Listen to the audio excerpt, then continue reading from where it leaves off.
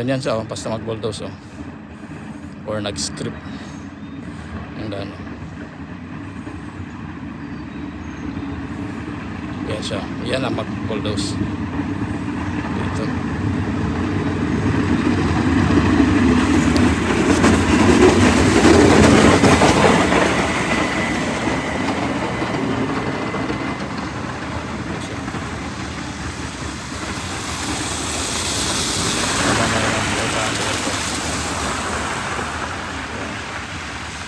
Mahirap kasi pag walang mag-bulldoze.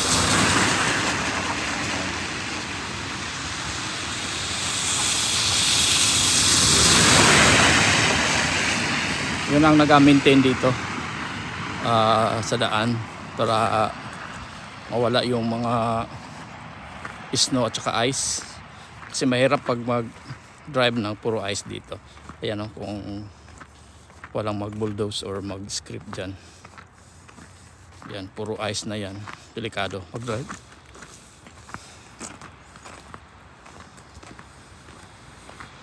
Yan. Lamig. Lamig dito. Hindi tayo maka-stay ng matagal.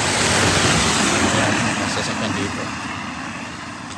Tsaka pagkatapos ng snow, marumi. Kasi magdikit yung mga ice at saka asin at saka dust sa sasakyan mo, kaya kailangan mo nang i-washing kasi masisira din yung sasakyan mo. Ayan.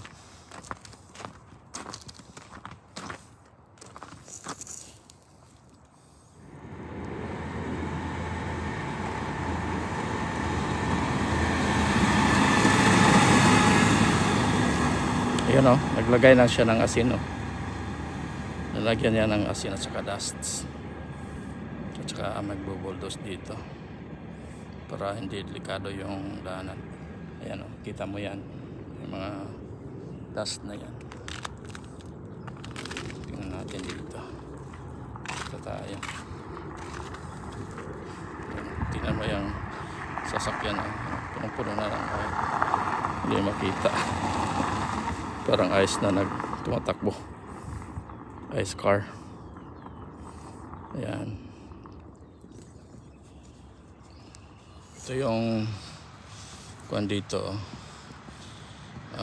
Nag-bulldoze or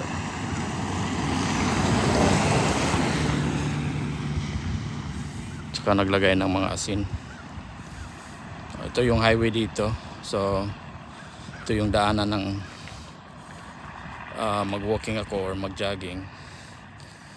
Yan punong-puno ng ice. Ito may nagka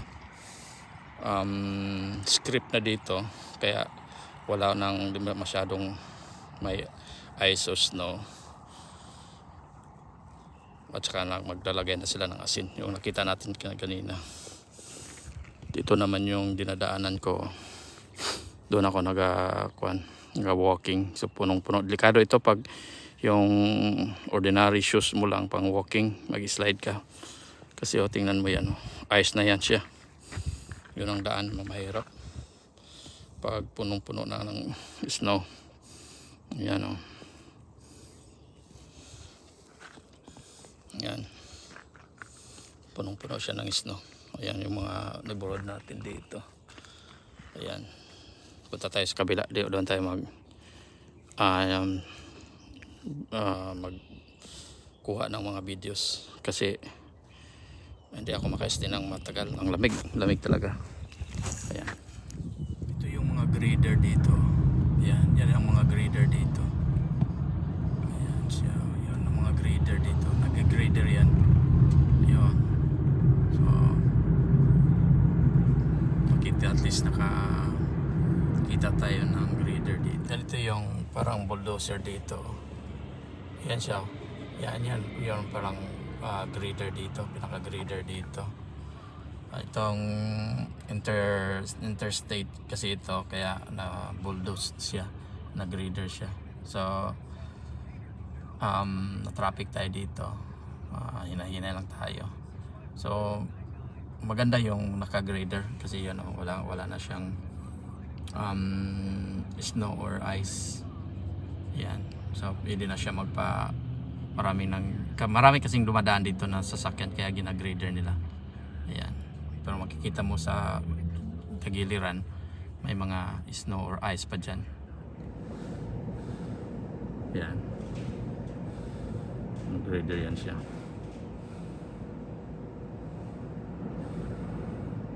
Yan, nag-grader dito.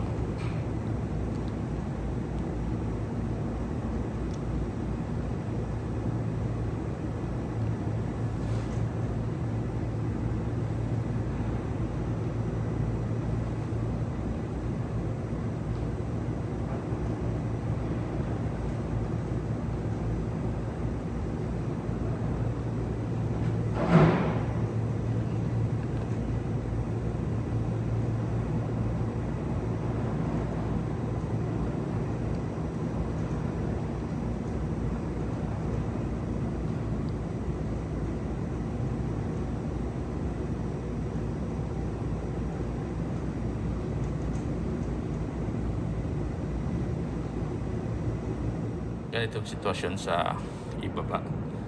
So nasa taas na tayo. Punta na tayo sa trabaho.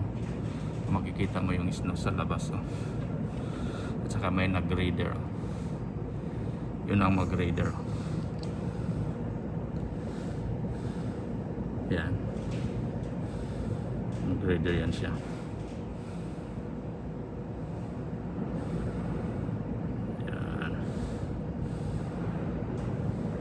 Nag-grader siya sa daan para hindi delikado yung daan dito.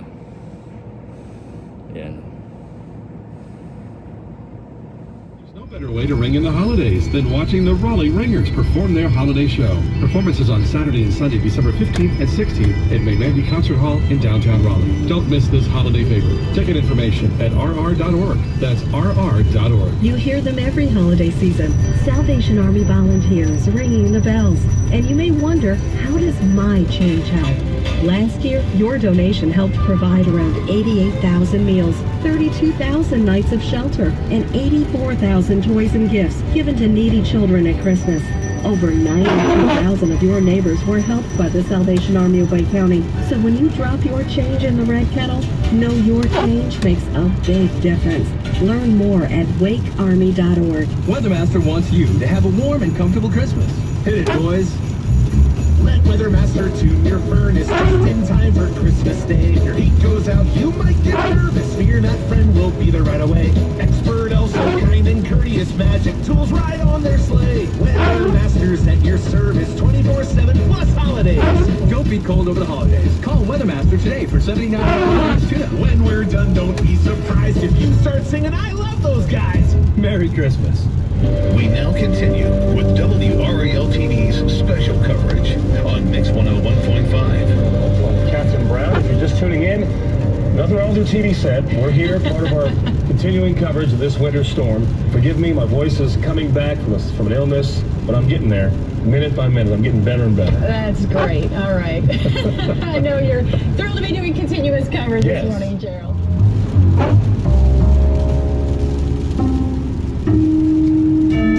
Tell me about your Christmas decorations. It has my brother, and it has this little pacifier thingy that's hanging off of it. I don't know what's that thing called where you put it up, like it's a ball. You put it up on the top of the house, like those light bulbs. We have these little snowmans that have our names on them. The stars that you put on the top of your Christmas tree. Merry Christmas. Uplifting and encouraging. His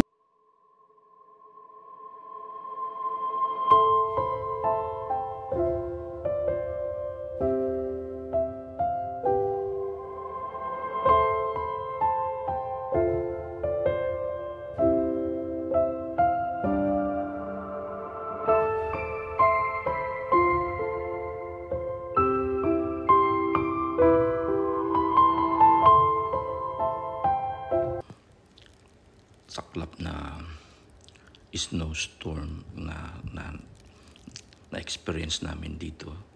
Tingnan mo yung daan, napakakapal na ng snow. Ngunit yung makita mo rin, napakaganda siya tingnan.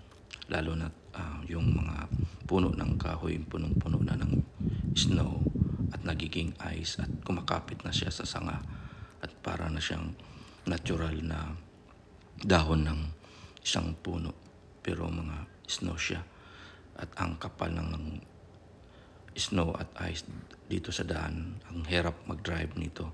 Pero pag nasa labas ka lang at saka nasa bahay ka lang, hindi pumapasok sa trabaho, napakagandang tingnan. At ang puting-puti at makinis siya tingnan. At hindi pa siya humupa, ang mga snow pumapatak pa rin hanggang sa matapos ito. Ito yung mga hirap na pag kinabukasan kasi magiging ice na siya at napaka dulas at hirap mag-drive nito pag kinabukasan na.